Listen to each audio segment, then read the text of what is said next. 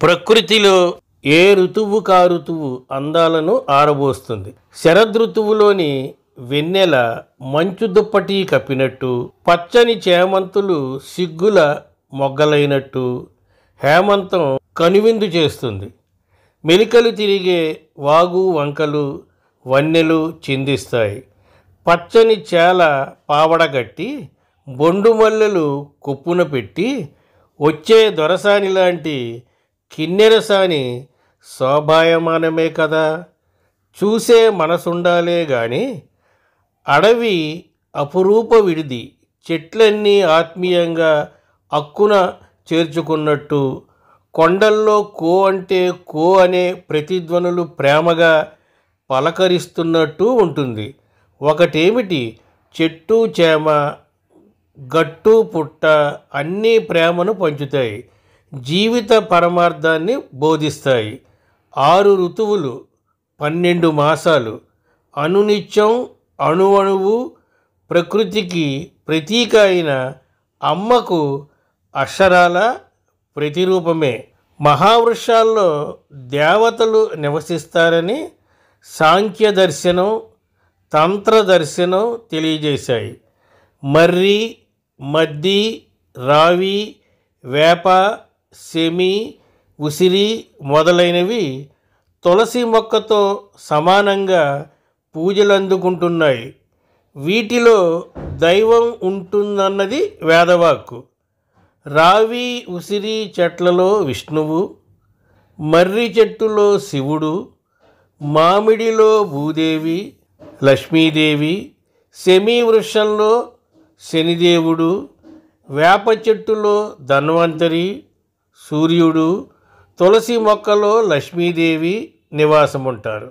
ప్రకృతిలో భాగమైన కొండలను పూజించడం మన సాంప్రదాయం. హిమవంతం, వింధ్య, నిషధం, మాల్యవంతం, పారియాత్రం, గంధమాదనం, హేమకూటం ఈ 7 కుల పర్వతాలతో పాటు మరెన్నో కొండలున్నాయి. వాటిపైన ఉద్యానవనాలు ఔషధి వృక్షాలు ఉంటాయి. లక్ష్మణుని ప్రాణరక్షణ కోసం ఆంజనేయ స్వామి సంజీవని పర్వతాన్ని తేవడం మనకు తెలిసిందేగా. శ్రీకృష్ణ భగవానుడు గోవర్ధన పర్వతాన్ని ఎత్తడమే కాదు, తాను పూజ చేశాడు, గోపాలురతోనూ చేయించాడు. ప్రారంభ క్రియతే అనయేతి ప్రకృతి అన్నారు. ప్రకృతితో జగత్తు ఆరంభమవుతుంది. ఆది పరాశక్తి నుంచి జనించినవే ప్రకృతి పురుషుడు. ప్రకృతి పదార్థానికి పరిణామానికి ఆధారం. పురుషుడు ఆత్మకు చైతన్యానికి మూలం.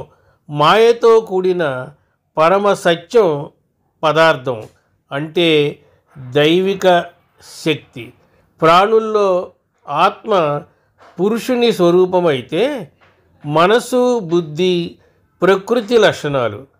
చెట్టు చేమలు పశుపక్షాదులు కొండ కోనలు నదులు సముద్రాలు అన్నీ ప్రకృతిలో భాగమే. ఇది సజీవ సౌందర్యం, పంచభూతాత్మకం, భగవంతుని సంకల్పం. ఆయన లీలా విలాసమే ప్రకృతి. అందులో ప్రతిదీ దైవస్వరూపమే. ప్రకృతిలో దేవుడున్నాడు, దైవంలో ప్రకృతి ఉంది. అంటే రెండింటికి భేదం లేదు. ప్రకృతి పంచభూతాత్మకమైంది. మన శరీరము పంచభూతాత్మకమే. మనం జనించేది ప్రకృతి నుంచి, లీనమయ్యేది ప్రకృతిలోనే. ఈ మధ్యలో జీవితమంతా ప్రకృతితోనే ముడిపడి ఉంది. అంటే భిన్నత్వంలో ఏకత్వంలో కలగలిసి ఉన్నాం. ఆ ప్రకృతి అనుగ్రహం ఉంటే అనారోగ్యం ఆందోళన పతనం ఉండవు. అదే మన ప్రగతికి ప్రాణానికి కూడా రక్ష. ప్రకృతిని ఆరాధిస్తే సకల శుభాలు చేకూరుతాయి. అపకారం తలపెట్టి ఆగ్రహం కలిగిస్తే మట్టుకు ప్రళయ తాండవమే. మేఘాలు, నదులు, సముద్రం, చెట్లు, ప్రకృతిలోని ప్రతిదీ లోకోపకారే. ఆహారం, ఆహ్లాదం, వసతి, వస్త్రం ఇలా సర్వం ప్రసాదించేది ప్రకృతే. గంగా, యమున, సరస్వతి, కావేరి, గోదావరి, కృష్ణా, పినాకిని, తుంగభద్ర ఒకటేమిటి, నదులన్నీ జగన్మాత రూపాలైతే సముద్రం పురుష రూపం. సాగరమదనం జరిగితేనే కదా లక్ష్మీదేవి, చంద్రుడు, అప్సరసలు, హాలాహలం, అమృతం ఇలా సకల సంపదలు ఉద్భవించాయి. వ్యాసమునికి సుఖయోగీంద్రుడు ప్రకృతి శక్తితో జన్మించాడు, ప్రకృతిలోనే విలీనమయ్యాడు. తను లేనన్న లోటుతో తండ్రి దుఃఖించకుండా ఆయన పిలిచినప్పుడల్లా ప్రకృతితో తన స్వరం కలిపి పలుకుతూ ఉంటాడు సుఖయోగీంద్రుడు. ప్రకృతి పెట్టిన భిక్షతోనే సమస్త ప్రాణికోటి జీవిస్తోంది. తులసి మొక్కను పూజించడం మన ఆచారం. నిత్యం పూజలందుకొని సకల సౌభాగ్యాలను అందించే చల్లని తల్లి తులసిమాత. ఆయుర్వేదంలో తులసికున్న ప్రాధాన్యత అంతా ఇంతా కాదు.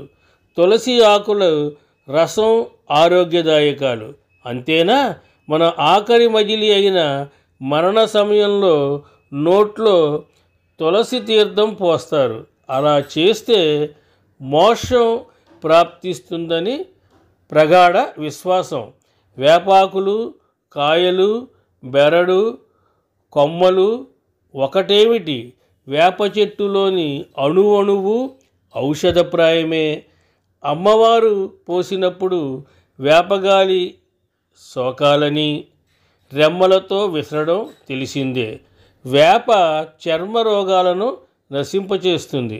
అమ్మవారు అనే వ్యాధికి వేపలో నిక్షిప్తమై ఉన్న జగన్మాతే రక్ష. అరుణాచల పర్వతానికి ప్రదక్షిణం చేసి తరిస్తారు భక్తులు.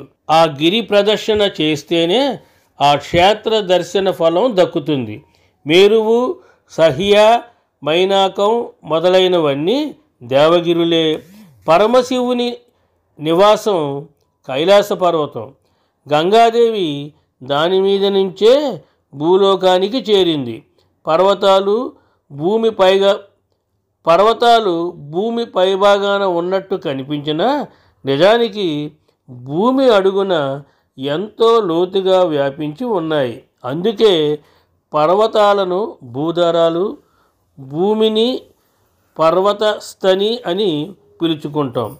ప్రకృతి ఆరోగ్యప్రదాయినే కాదు, ఆ సౌందర్యం చూస్తే అప్రమేయమైన మానసిక ప్రశాంతత కలుగుతుంది. ఉల్లాసం, ఉత్సాహం, తేజస్సు సొంతమవుతాయి. ఉపకారంతో పాటు ఉపదేశాన్ని అందిస్తుంది ప్రకృతి. సర్వులకు సదా మేలు చేయమని, ప్రతి ప్రాణిని సమంగా చూడమని, అందరినీ ఆదరించమని బోధిస్తుంది.